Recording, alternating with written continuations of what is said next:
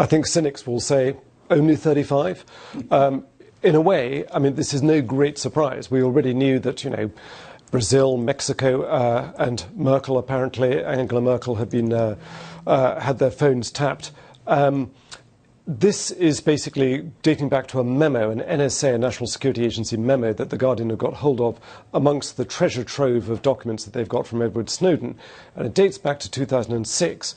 And in there, according to The Guardian, it details a sort of request, an internal memo within the NSA that's requesting phone numbers from other government departments in the US, something called SID, Signals Intelligence Directorate. And they're basically asking other departments like the White House, the State Department, if they know of any numbers of foreign leaders, could they please go through their Rolodex and hand them over so that the NSA can tap them. Now, a lot of people, I think, particularly in Europe, are outraged by this. But this is what spy agencies do.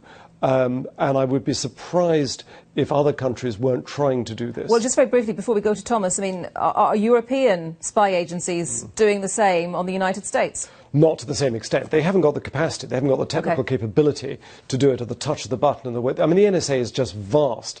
It's got the most enormous capacity to do this.